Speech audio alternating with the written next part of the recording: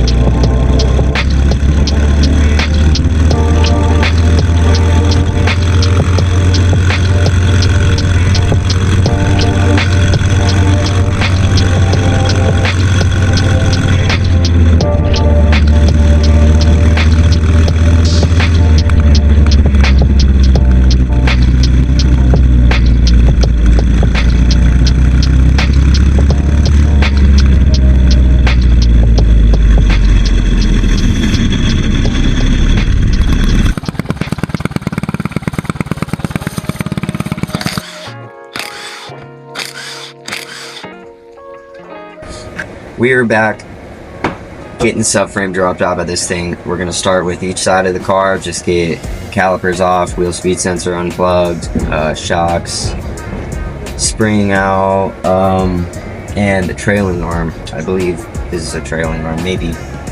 Get this thing out and then do the same on the other side, drop it from the middle from there, and yeah, we're just going to let the camera roll today and just kind of get in there and just do what we can do. Let's get it.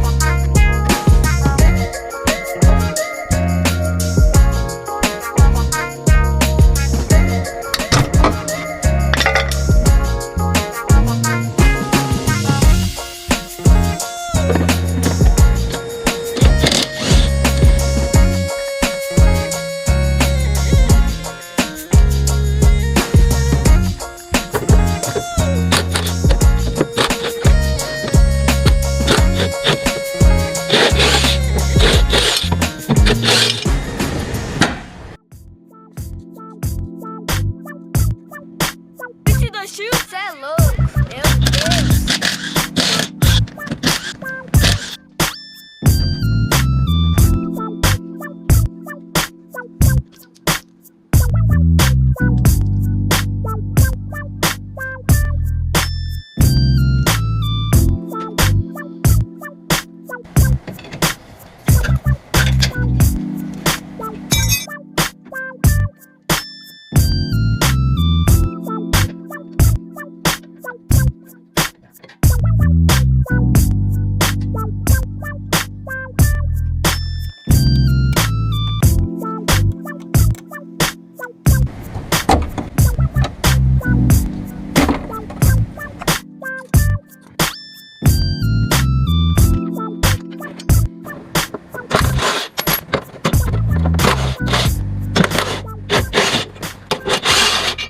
Alright, so we got both sides taken off on all the suspension components and brake components and whatnot.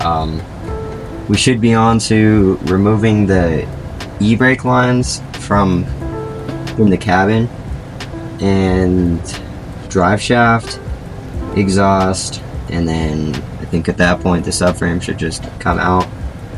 I've been looking to take apart as little as possible to get it all out in one piece, and I've made sure to put all my hardware back and stuff. But yeah, she's almost there, so shouldn't be much longer.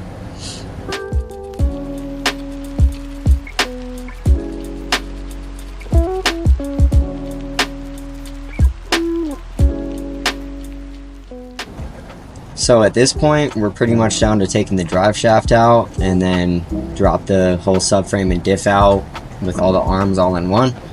But yeah, at this point it's just drive shaft and that, so I think I'm gonna call it for the night, but I will be back the minute I can be, and we'll be right back in it. And we are back. It's a new day. Unfortunately today's super short, it's already the end of the day, so I'm just gonna try to get in there, get this drive shaft out, and hopefully be able to drop the rear end out. We're gonna see if the e-brake cables will make their way out on their own beneath the sheet yield and exhaust and just find a way out. If not, I've got a lot more to take off. Otherwise it's 10 bolts and drop the subframe. So yeah, let's go ahead and just try to get this stuff done. Just remember what I say. Just remember what I say. That one was already loose. That one was loose too.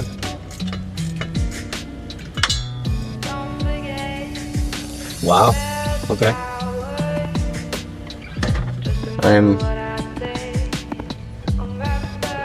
That's probably what caused so much of my issues, dude. Like, whoever put this back on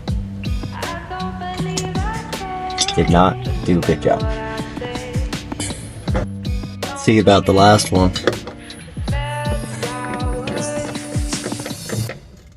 Loose.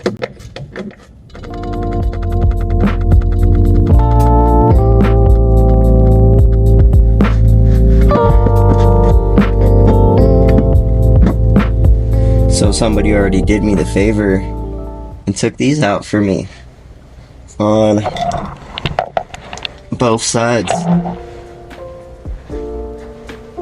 So, a little less work. So it was either take off a whole bunch of rusted bolts, a whole bunch of brackets, you know, take the whole exhaust off, or we can just cut it off. I like that idea.